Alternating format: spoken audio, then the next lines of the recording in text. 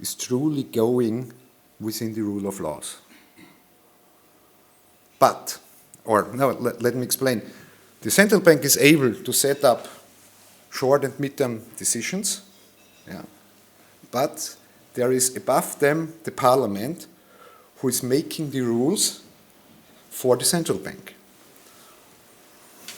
But the practical experience shows that neither in ECB nor in Fed there is a willingness to confront the fundamental problems of fiat money like optimum currency area, zero interest rate policy, zombification of economy, destruction of capital by increasing the politicization of money.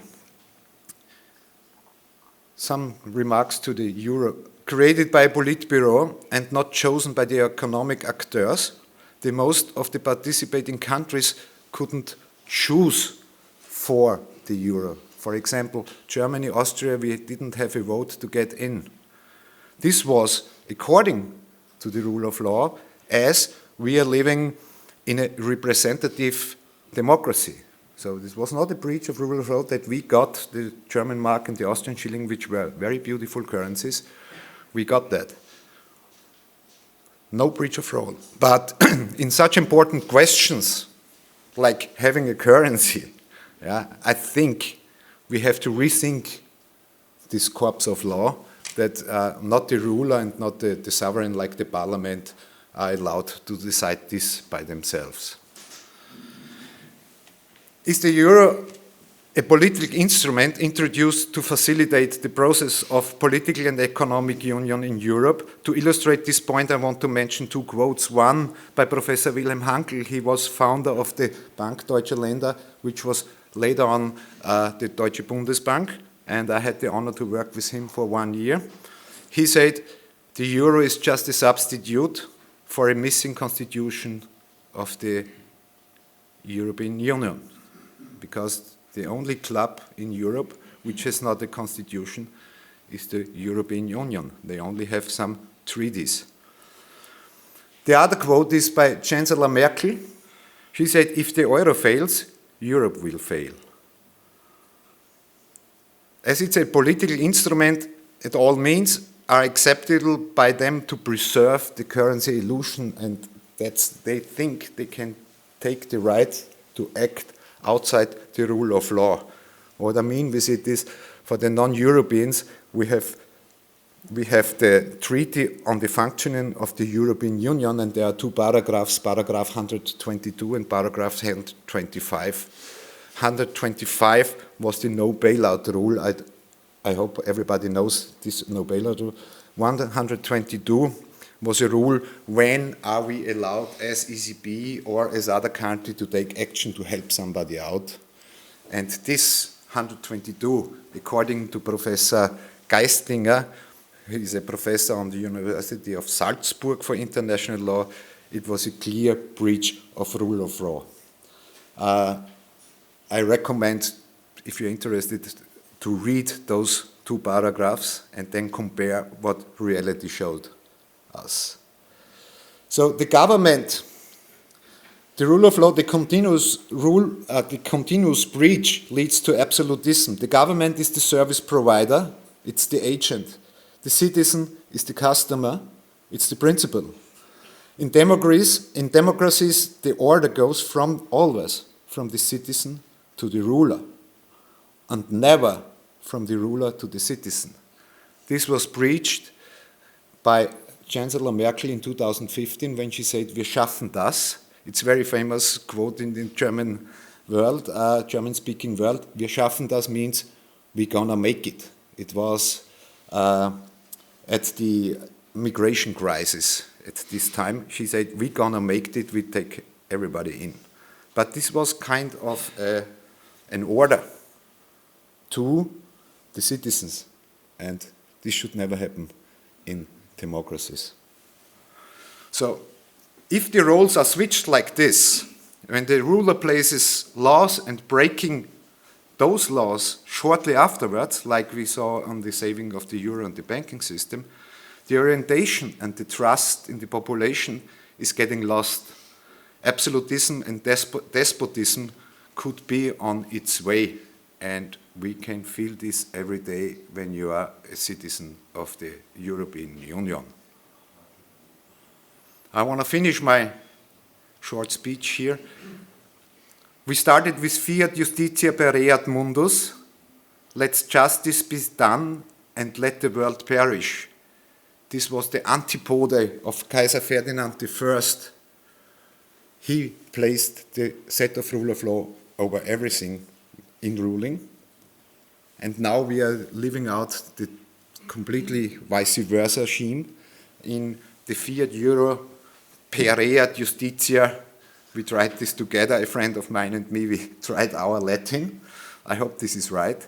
Let the euro survive, even if the rule of law should perish. This is my closing remarks. We have to stop the chivalrization of mankind and society, and we have to start in getting laws or regulations for breaking the regulations and laws. Thank you very much.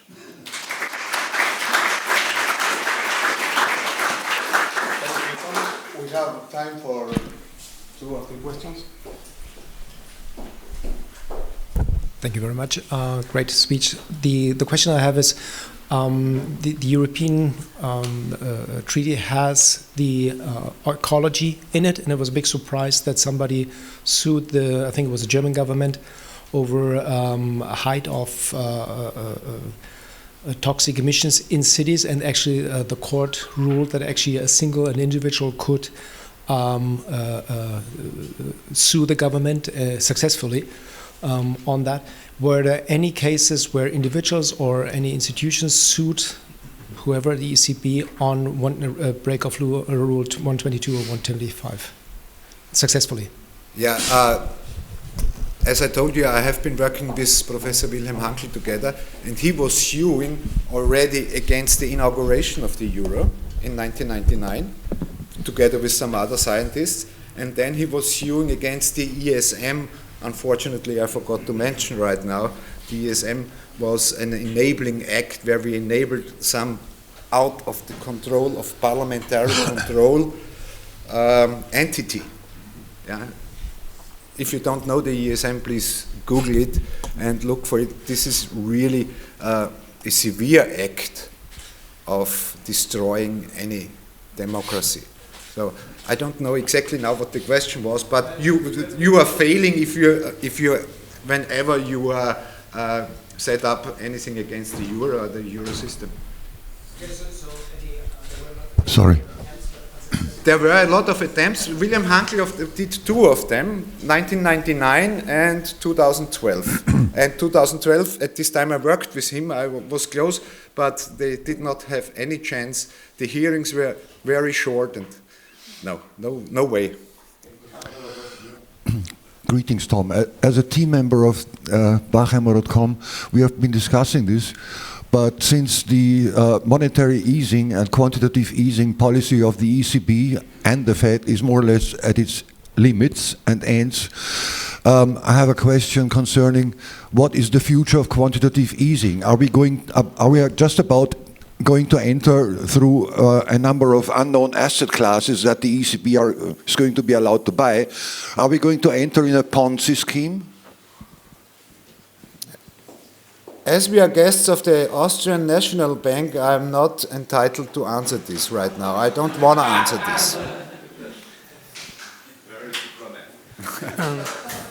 You made a comment that the ESM is outside of the control of the national parliament, but that's not true for Germany because their stake in the voting process is big enough, and the Constitutional Court obliged them to approve any bailout. So yeah, I would just disagree on the facts there. Okay, of course you are right, but when they inaugurated the ESM, this was not the fact, I have to say. And so we got this ESM, everybody knew about it, and then they changed the rule. For example, they said the ESM is not allowed to save banks, and it was inaugurated in October 2012, and in June 2013 they made out of the ESM they made a bank saving entity.